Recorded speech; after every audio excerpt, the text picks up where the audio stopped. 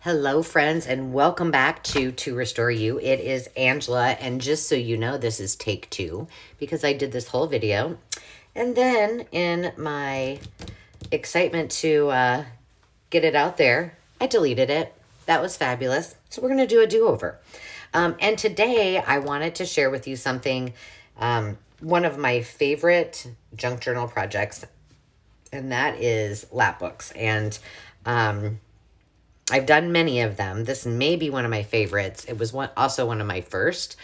And today what I'm going to do, this will be the first in a series, but I'm kind of glad that I've waited so long to actually do this video because I've had people ask, is there some way that we can do some just step by step, like a page at a time, a few pages at a time with some really simple basics for the beginner junk journaler. And I decided that this would be awesome to do as a beginner video because the end result is absolutely stunning and it really looks a lot more difficult than it is to create. And so I think that there would be a lot of satisfaction and accomplishment by trying this project, and we can do it together. So before I give you a flip through, here is what I want you to think about as you prepare to join me in the craft along. What you're going to need is, and for the project that we're going to do, we're going to use 2 little golden books, and each of those are, and you will need 2 of those. You will also need some kind of fabric. Now mine is just a muslin fabric, and it's going to need to be enough to cover both the inside of the journal and the outside. So we're going to cover both with fabric. Now,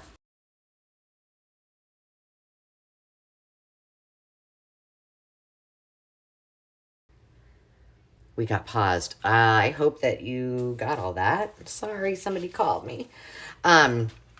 Anyway, you can use whatever kind of fabric you have. If you've got a light cotton, you have a bed sheet, you've got some craft fabric that's just sitting around. You could also do more than one design if you wished. But you're going to need, and you would think that I would remember this because I just did this video, but so let's see.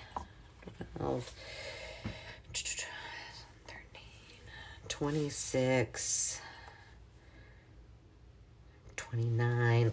Let's say, just to be safe, for the cover, you will need a piece that's at least 36 inches long, and for the inside cover, and another piece. Let me say that again.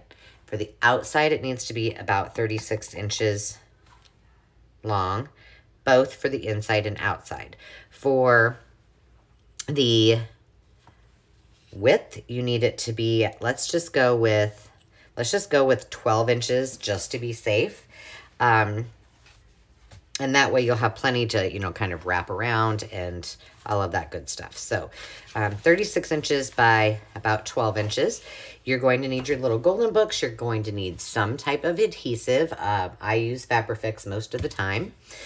You may also, you don't have to have these, but if you're going to think about embellishments, we'll start with the foundation, obviously, the most important part. Just like I talk about in building homes, we're going to start with a solid foundation. And once we do that, then we can go to the design of what I call everything that if you took a house upside down and shook it, it'd be everything that sticks. So, the cabinets, the chandeliers, the light fixtures, all of that good stuff, that is equivalent to each one of our base pages. And then we'll get into staging, if you will, with embellishing and making tucks and pockets and all of that good fun stuff. So all of the other things are your preference. I used paper. I used ribbons. I used some grommets, or some of you might call those eyelets. Lots and lots of paper. I did use some sprays that I've had for a bajillion years, but whatever you want. If you want to sew and you have a sewing machine, you can use that. Also not required. The only other things you're going to want to have is some kind of cutting device, and that's really just about it. Maybe a ruler would be helpful. So I'm going to go ahead and get started. We're going to start with the cover, and I talk about the foundation and then the design components and all of that. Well, on this one, because it was one of the first ones I did, I made my foundation, and then I just grabbed a bunch of papers that I thought, we'll see what happens, and really didn't have like a theme or a end goal of what the purpose of this would be. But it came along very quickly because as I was purging through all of my stash, I found a bunch of these adorable cards that I've had since my scrapbooking days. And this one says this year's highlights. It's got name, age, height, weight, favorites, activity, food, movie, book, and friend, age. And so I thought, this would be kind of fun to do as maybe a first birthday gift or birthday gift for any age, really. So kind of highlighting the years, and maybe if there was a birthday party, they could use this as their guest book, and people could leave little notes and little bits of advice and all of that fun stuff inside of this particular journal. And so that's kind of where I went with that. The front is something, and I will show you guys how to do this if you want to know. It was kind of an accident. I was doing some watercolors, and I had some napkins and paper towels. And as I was cleaning off my brushes, it just looked so pretty with all of these colors on the napkin. And I thought, well, you know what? I should be able to do something with this after I painted it. So why not make it into some kind of pretty dress? So I just used some of those napkins that I had, and I Mod Podged them onto some old book pages and just kind of set them aside. I fussy cut it around them a little bit, and then I thought, I don't know what I'm going to use these for. And this was the perfect project. So it kind of became a little princessy fairy tale themed book. And I had some birthday paper, and then this on the back. This is actually, if you watch the video, it might have been on Instagram or my Facebook, our Facebook group, Tour Store UVIP group. My mom had given me a Martha Stewart circle cutter, and it makes different doilies, if you will. And so I finally figured out how to make it work and made a bunch of those and had those lying around. So I added those to it. And then what I call my little bauble bundles, which you probably know them as clusters of just scraps. That's what we've got on the back. And so we'll go ahead and open this up. I made these 2 ribbons will hold signatures, so you can use them however you want, and I'll explain to you how I use those in just a moment. But I started out pretty simply on this page with just a regular pocket and a nice little journaling card. I believe that this little trim came from, I think, Hobby Lobby. And that wasn't so long ago, so you might still be able to find something. It's just so whimsical and festive. I love it. So this is the cover of this side of the book. And then when you open it up, there's 2 sides. I'm going to start with this one. This is, the intent is just for photos. So maybe after the party, you can stick some photos in there. Maybe you want to save a few photos in the last, year of this little one's life to stick in there in advance so people can flip through it. What I'm going to use for this, I'll show you how you can make one of these without a template, if you will. This is actually is when Dave and I got married. We got married in Tortola, and then afterwards we had a reception in Omaha, and each one of these little pages was information on the reception, on places to stay, on things that we would do, on the itinerary and agenda. And I ended up having a bunch of these left over. And so I thought, well, I might as well use them. And so I covered them all up. if somebody feels like a little Happy Meal, I probably have a few extra, and I'm willing, if you don't mind, a few pictures of Dave and I and all of our old wedding details. They're great for junk journaling. I'm happy to send you one off for Happy Meal. That would make my day. So, but I will grab one of those out so we have one so you can see how you can use them and how you can make one if you don't have one of those. So, and then on the internal page, this is just a regular envelope. I left this for a little tuck.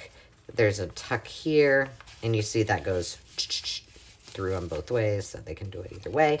And I thought this would be cute maybe for little cards that they received, maybe to stick a little, some of their, a little locket of hair or something like that.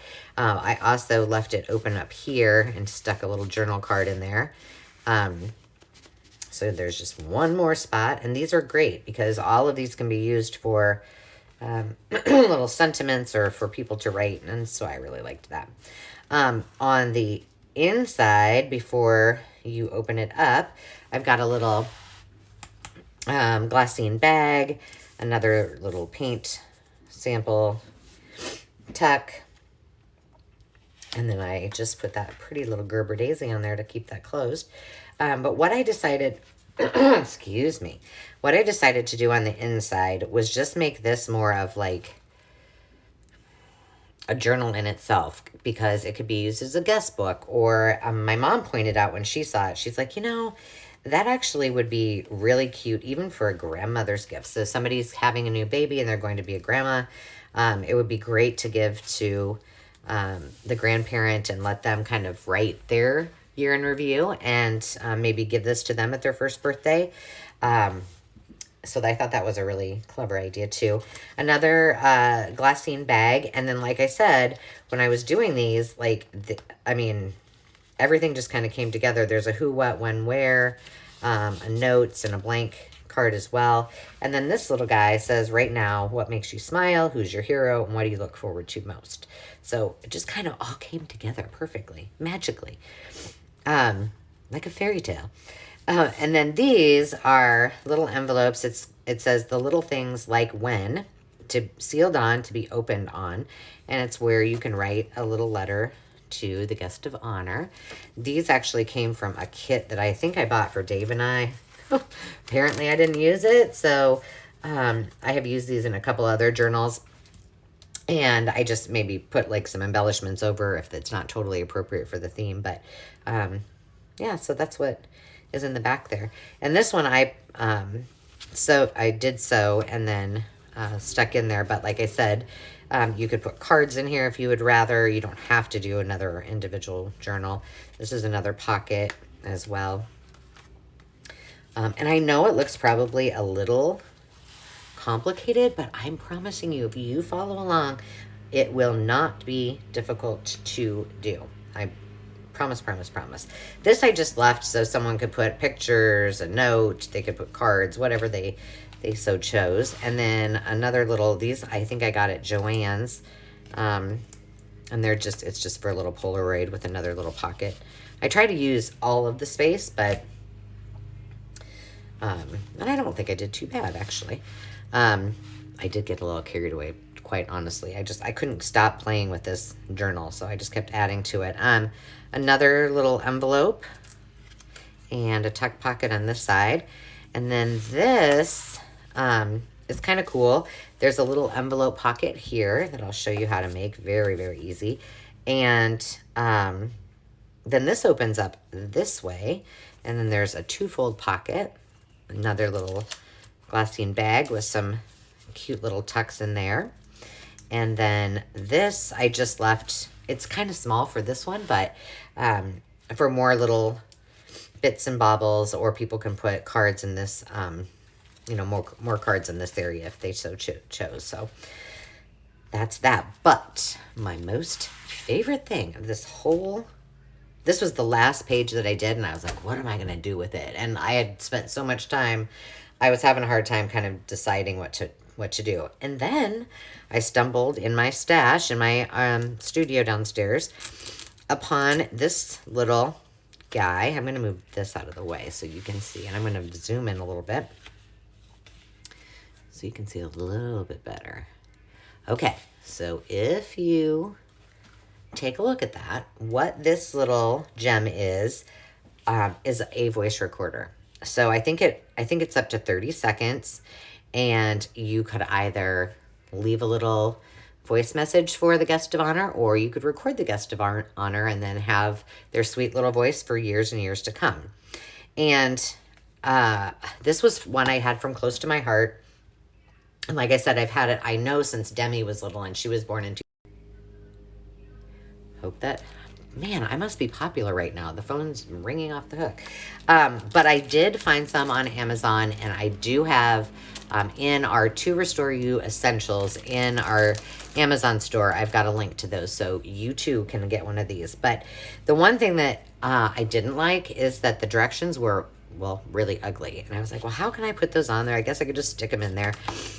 But instead, I decided to cover it and make it a journal within itself. So the first little page is the actual instructions in English. And then I just did some little words and phrases. And I just decided, well, all of those other pieces that probably are not significant to most people, we'll just cover them up and make it another little place to journal and put that together. And this was just a piece of scrap fab that I had, and because you can see I had this on the inside, so it matched fine. And that is that. So this is one of my favorite things, and I think it's why I haven't like gotten rid of this yet. But I will tell you that we hold at our event venue, Harmony Hall in Adel, we host a farmer's market. This will be our second year. We kicked it off last year. And so I've been working on some merchandise because this will be the first year that I actually get to have a booth, because last year I was running around and we were just, starting out. So I am going to have some ephemera. I'm going to have some of my journals, and I also have, I do men's beard and body oil and body butter and lip balms and all that kind of good stuff with essential oils. And so I'll be doing some of that as well. And I really hope this is still taping. Okay, I'm going to back out.